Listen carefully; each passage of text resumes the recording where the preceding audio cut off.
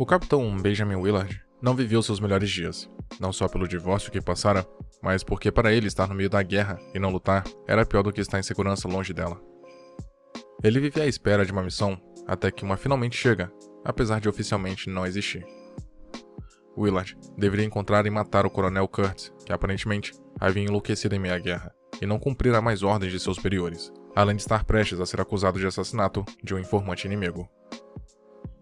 O coronel era um oficial exemplar, e a sua estranha loucura era uma surpresa para os seus comandantes. É um tanto irônico que o capitão Willard, em meio a uma guerra, seja mandado para matar justamente um compatriota americano. Willard deveria subir um rio e não podia revelar o teor da sua missão para ninguém. As dificuldades surgem conforme eles vão avançando. Junto do protagonista, temos a figura de Lance, um surfista, Jay Riggs, conhecido como chefe por gostar de cozinhar e ser especialista em molhos, além do soldado Phillips, que dirigia o barco, e talvez o mais carismático deles, o soldado Clem. Como infelizmente é normal em uma guerra, alguém sempre acaba pagando o preço de se estar lá com a própria vida. Talvez a morte mais impactante seja de Clem. Isso porque ele acabara de receber um recado de sua mãe e fora atingido sem nem mesmo conseguir terminar de ouvir a gravação. É perceptível, em meio aos soldados, que ninguém tinha mais ideia de quando a guerra poderia acabar. Na verdade, o que parecia é que ela se estenderia para sempre, ou ao menos os seus efeitos seriam eternos. Por vezes, temos a impressão de que realmente todos ali, de certa forma, já se acostumaram com a guerra. Vemos até mesmo um show das coelhinhas da Playboy em meio ao conflito, algo inimaginável em qualquer outra guerra. Antes de prosseguir, peço encarecidamente que curta o vídeo para valorizar o trabalho do canal, e comente e compartilhe para ajudar no alcance. Caso não seja inscrito, considere se inscrever para receber todos os dias os novos conteúdos produzidos pelo canal Elegante. Dito isso, podemos continuar.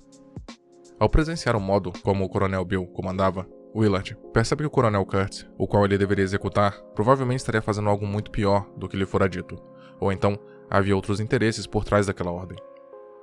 Apocalipse Now começa com um soldado pedindo por uma missão, porém, o filme nos mostra como que tudo que um soldado não quer é a guerra. Tudo que ele menos deseja é estar nesse cenário. Existem 3 exemplos em quem podemos extrair essa ideia. O primeiro é com o Coronel Bill. A constante busca dele por conseguir surfar em meio àquele ambiente de guerra é o suficiente para percebermos onde ele realmente queria estar. Além disso, junto de seus comandados, ele tentava criar um ambiente com música, comida e bebida, tentando tornar aquele ambiente mais familiar, mais parecido com a sua casa. Apesar disso, o que ele conseguia, na verdade, era fazer com que todos sentissem ainda mais saudade de seus lares. A distância de casa não pode ser suprida por muito tempo, e é justamente esse um dos problemas, pois aquela guerra não tinha perspectiva de acabar tão cedo. O segundo é quando Willard e seus homens encontram os franceses morando em meio à mata. A simples pergunta do capitão, do porquê eles continuam ali, já parece ofendê-los, ao menos o líder deles. Isso porque eles tomaram aquele lugar como sendo seus lares, mesmo que em uma terra tão distante da onde vieram. Ali era um lugar que os Estados Unidos não poderia tomar deles, como já havia acontecido em outras ocasiões em que haviam perdido uma guerra. Naquelas circunstâncias, eles não podiam perder, mesmo que tivessem que pagar o preço de não estarem em seu solo original. Eles tinham de certa forma uma parte de seu lar, mas fica claro que não é a mesma coisa do que se estivessem na França, de verdade. Aquela situação era quase como mentir para si mesmos, ou apenas se acostumar com a imagem distorcida do que seria o seu lar. Isso só acontecia, pois eles sabiam que mais cedo ou mais tarde haveria uma guerra que novamente os alcançaria até os seus lares. Já o terceiro é justamente com o Coronel Kurtz. Talvez a sua maior loucura fora justamente querer deixar de servir na guerra e começar a mandar em uma espécie de novo mundo, onde ele mesmo seria um novo deus.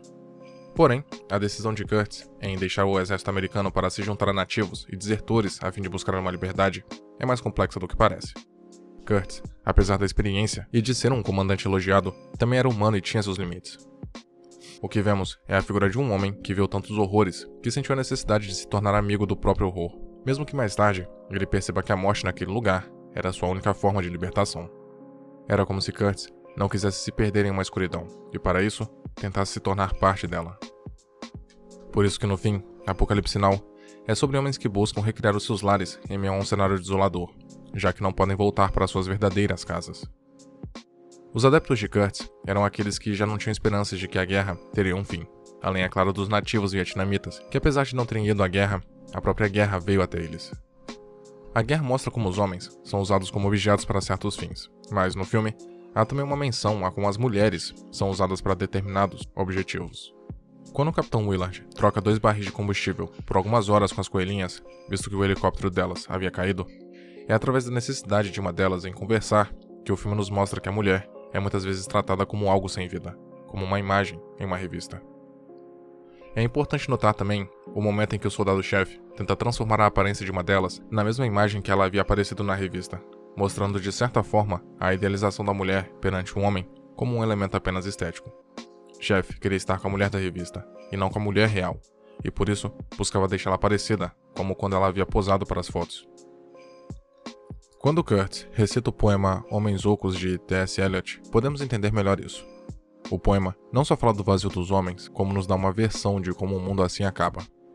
Ele não acaba com uma explosão, como geralmente é associado com o fim de algo tão imenso como o mundo inteiro, mas sim, segundo o poema, com um gemido. Isso é extremamente simbólico quando pensamos que anteriormente, Willard havia orientado o soldado-chefe a pedir um ataque aéreo caso ele não retornasse em determinado tempo. Kurt havia descoberto isso e inclusive matara a chefe, cortando sua cabeça. Mesmo que a bomba caísse sobre aquele mundo criado por Kurt, não era por isso que ele acabaria. Não seria a explosão da bomba que daria fim àquilo tudo, mas o próprio vazio do homem que já havia acabado com o lugar. Não é por acaso que o filme inicia e acaba com a mesma música, e a sua letra evoca a sentença de que aquele era o fim. Segundo Kurt, quando os homens estão na guerra, eles não podem deixar de usar seus instintos assassinos para fazer o que se tem que fazer. Willard estava nessa posição que justamente Kurt estava criticando. A missão do protagonista era matar o coronel, mas até agora, mesmo estando livre e com oportunidades para isso, ele não havia feito. É aí que fica claro que Kurt queria ser morto. Ele acreditava que havia criado um mundo onde a verdadeira liberdade imperava, e de certa forma isso também incluía que Willard concluísse sua missão. Há outras semelhanças do poema de Eliot com o filme, como por exemplo, a parte em que fala de um reino onde a luz dos olhos não brilham, onde até mesmo a luz das estrelas são tímidas. A maior parte do tempo que vemos Kurt, ele está em um local escuro, por vezes com metade do seu rosto iluminado, mas sempre envolto na penumbra. De fato, naquele lugar, ele até poderia ser considerado um deus, pois vimos claramente que ele é obedecido e mesmo adorado principalmente pelo fotógrafo que ali se encontra. Porém, aquele não deixa de ser um reino de morte, um reino de homens que se esvaziaram ou que foram esvaziados pela guerra. A outra parte do poema é em que relata homens rezando para pedaços de pedra na busca de um alento, ou seja, rezando para o nada. Se Kurt fosse o mais próximo de um deus ali, era porque não havia deus nenhum. Ele até conseguirá alcançar certa liberdade, mas no fundo, o horror da guerra nunca mais iria deixá-lo. Isso era uma coisa na qual ele não poderia se libertar. Aquele talvez não fosse o verdadeiro apocalipse, mas para Kurt representaria como um apocalipse seria. Aquele lugar, com aquelas pessoas prontas a dar a vida para proteger Kurt, como se ele realmente fosse um deus. Era uma espécie de representação do fim do mundo.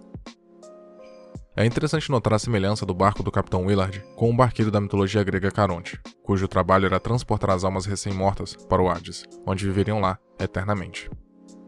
Existem algumas semelhanças do poema de Eliot em relação a isso. Por exemplo, no segundo trecho.